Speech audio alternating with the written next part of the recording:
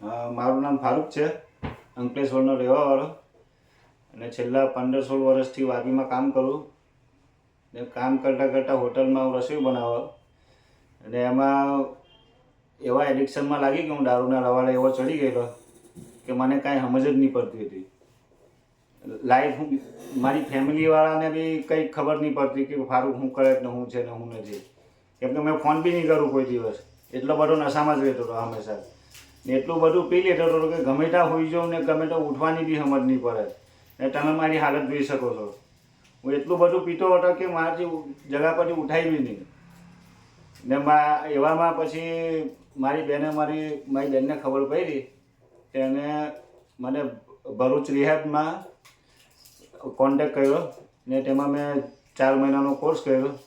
તો આજે મને એવું લાગે છે કે લાઈફમાં કંઈક છે, નશા વગરની બી લાઈફ આપણે કંઈક જીવી શકીએ છીએ. નશા માટે કેવું લાગતું હતું કે હું એકલો જ છું, બીજું કોઈ છે જ નથી. આપણે નશાની બહાર હવે લાગે છે કે દુનિયા કેટલી મોટી છે એવું છે. ને પછી જયદીપભાઈ અને હિનલભાઈ રિહેબ સેન્ટરમાં ભરૂચમાં 4 મહિનાનો કોર્સ કર્યો.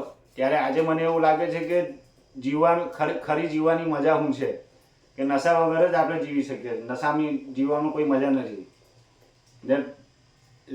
એડિક્શનના ટાઈમ પર મને હંમેશા મળવાના જ ખ્યાલ આવતા હતા કે મરી જો, સુસાઇડ કરવાનો જ વિચાર આવે, બીજું કોઈ ખ્યાલ જ નહીં આવે. નશો જ કર્યા કરું, ખાલી કામ કરું એટલી વાર, પછી કામ પડી એટલે પછી દારૂ જ પીવાનું, બીજું કોઈ કામ જ નહીં.